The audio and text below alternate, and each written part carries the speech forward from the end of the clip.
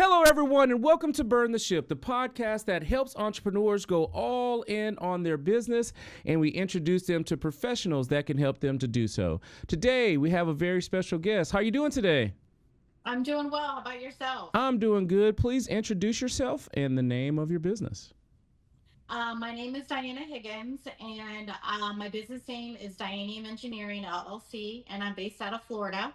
I provide structural consulting for homeowners, contractors, and architects, building officials, whoever pretty much needs structural work. Awesome, awesome. We definitely look forward to hearing more about that. And we understand that time is one of our most valuable resources. So go ahead and tell us a little bit about your journey. Well, I've always wanted to be an engineer. Structural, not so much. Mm-hmm. I always grew up wanting to be an aerospace engineer. However, sometime in my senior year in college, I realized I just didn't really want to do it anymore. Okay, It okay. was not the career for me. I talked to my advisor who had advised me of saying, I don't have any money to switch my majors. So what do I do? And he said, you could be any engineer you want. The principles of engineering are transcend through all the disciplines. So finish your degree and go out there and get a job. And I did just that. I finished my degree in aerospace engineering from the University of Florida. And I went to work for a structural company down in Apollo Beach, Florida, where they mostly did residential and light commercial work. That's where I started. And then from there, my career took off until I left permanently the corporate world for to be self-employed in 2013. 2013. That's awesome. Now, what made you gravitate toward that type of engineering? Did you want to be an astronaut? You wanted to build planes? What is it that made you focus there? I've always been fascinated with rockets, the space industry, exploration, expanding. Mm-hmm. Um, those things were always something I really, really enjoyed reading about as a kid. Mm-hmm. And my dad was a mechanical engineer, so he loved that stuff and encouraged it. He would have been a robotics engineer, but instead because of our background, I'm Cuban. We immigrated over here in 1980. Mm-hmm. My father took a job working at a nuclear power plant, doing, work. He started out with them as a drafter, worked his way up through operations, and then eventually into the engineering department. So that was just kind of the way things went for him, just because we were immigrants. Mm-hmm. And for me, it was just a little bit different. Um, After I graduated college, my husband had his cousin had another relative that was leaving a job and said, "Hey, apply to this job and I'm sure you'll get it." And I did. And it just kind of worked out that way. Mm-hmm. Um, Excellent. Thank you so much for sharing that. Now, I was wondering, you said 2013 is when you finished up with that last company and then got ready to go into your own business. Was there an event that happened that made you burn the ship and say, hey, you know what? I'm going to go ahead and go out here and do this on my own? yes, absolutely. I've always wanted to be a business owner, but never really had kind of like the courage to do it. In 2013, I found myself with three kids. My son had just been born the year before, and well, really in 2012 when I was pregnant. I decided it was madness to keep going into the corporate world working 9 to 5 for someone else. Mm-hmm. And it was the care costs were astronomical, the time it took away from my family. I would often go home crying because my children were the last ones to get picked up because both my husband and I were working spouses. So I sat down and crunched the numbers and realized that I really wasn't making that much more working for the company than I would be working for myself. And of course, all of this, I had to have my PE license, which I obtained in 2009. Mm-hmm.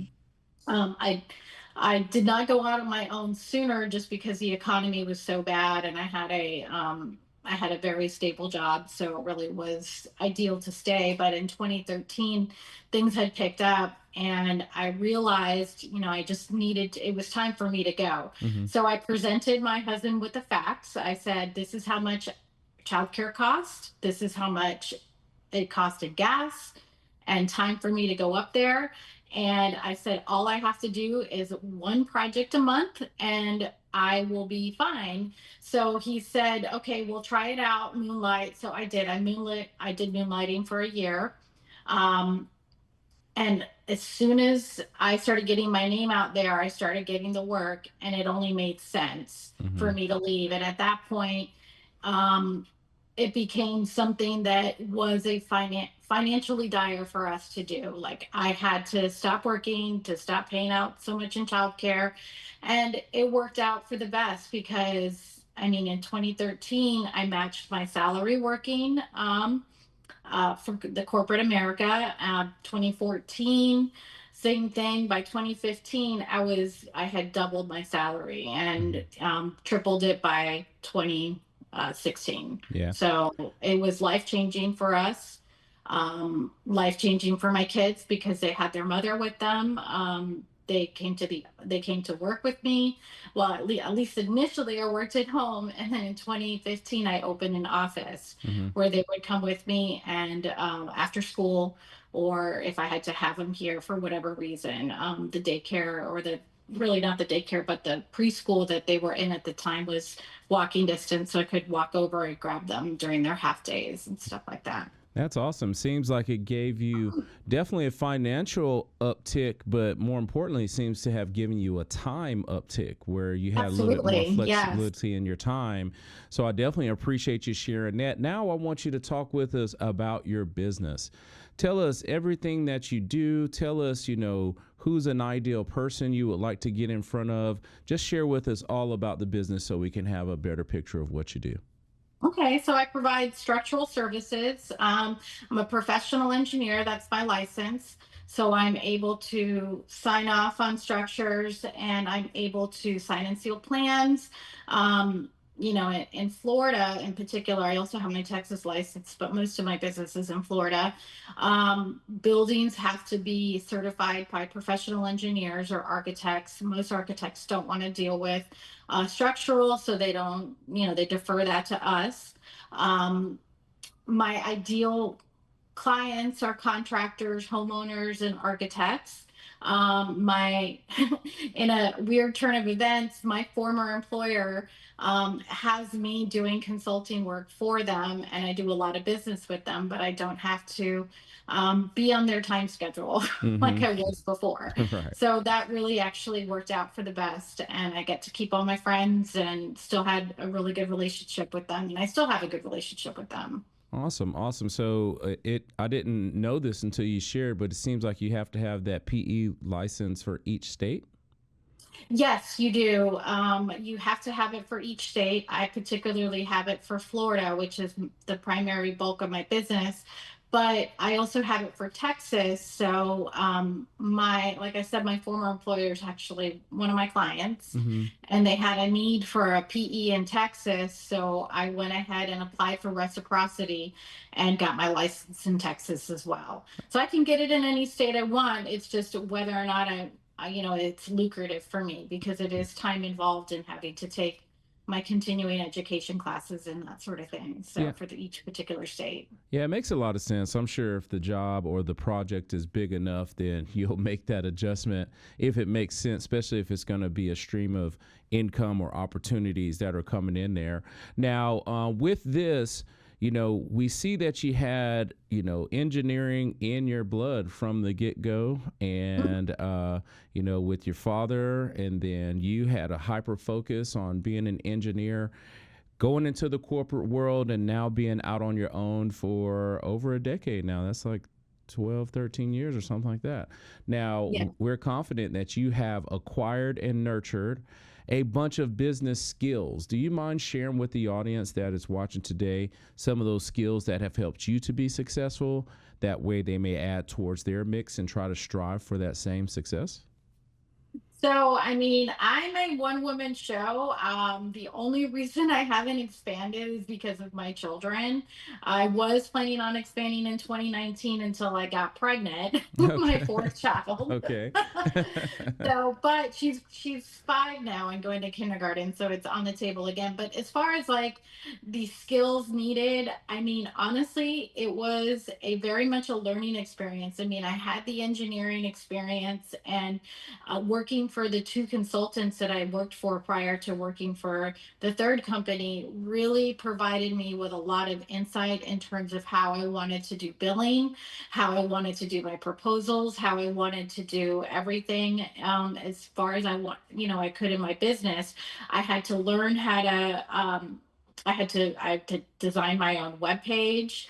I had to learn my own accounting, which for engineers, accounting is not difficult for us. We Hmm. we get it. Right, right. So we just don't. I just don't like to do my taxes. That I hire a professional for. Yes, makes sense. um, but I mean, I'm everything at my job. I'm the drafter, I'm the engineer, I'm the janitor, I'm the IT. I do everything that I have here. But the biggest thing that I would say is, you really need to know the ins and outs of your business that you're getting into. Like, for example, engineers, we hire drafters. And to me, I think it's important as an engineer to understand the programs that they use and be as fluent in them as they are. So those are kinds of things that important. They're extremely important. So um, understanding you have to work with the government, and the biggest one is just having the patience to deal with some of these municipalities and the ringer that they put you through. Say red tape central, huh? Correct, correct. And it's, just cutting each one at a time and being patient and really helping your clients understand the process of getting your drawings through for permitting and to get a successful job through in permitting. So one of the things I do as well, um, we have not always architects are my clients, but sometimes I have drafters that hire me, and I'm very particular about who I accept work from, Mhm. because I know that if their work is not quality work, it's going to take forever to get through a building department. So I usually can pick up on that pretty quickly.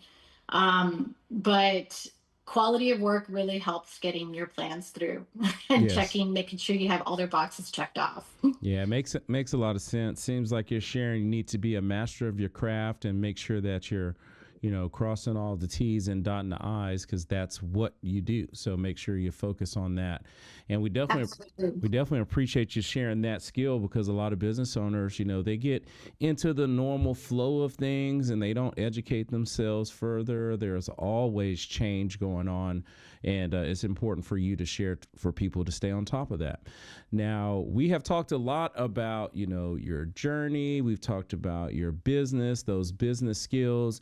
Now, I want to turn the corner just a little bit and talk about Diana. So let's just say that, all the plans are going great. Time and money is not an issue at all. What is it that you would do with your time? Oh, I think I would travel. Okay. Okay. Nice. Nice. Nice. Did you have a specific destination that you have on the list next? What's on the next bucket list? Gosh, I mean, we've been to Europe, to Iceland. I love Iceland. Alaska. I want to go to Alaska. My husband and I got married in Hawaii. I would love to go back. My daughter's been begging me to take her to Japan, so I Okay. guess I'm gonna have to figure out a way to get there. Yes, yes, yes, yes. I have one client who is leaving to go to Tokyo tomorrow, and he's going to be gone for a month. So he's going to spend a month out there. So I've heard nothing but good things about it. So I think she's on the right track with that. Now, if people had questions about your engineering services, they wanted to learn a little bit more about those business skills that you share, what's the best way for them to get in contact with you? You can reach out to me on my website. I have a link there that you can, it says contact, and then you can just fill out the form. And that's a way to get a hold of me. You can also call the office, and I'm pretty much here every day, except for summertime. They do have reduced hours, which is another thing that, you couldn't do in the corporate world. You can't say, well, summertime's I'm slow, so I'm gonna just close the office on Fridays. Right, right, right, right, you right. know. Um, But you can always call the office and it leads you to my cell phone. And from there, you can get a hold of me. Okay, that's a good deal. And we truly do appreciate you taking time to come on the show today. We understand that it's not always that easy to share, about yourself, your journey, and things like that.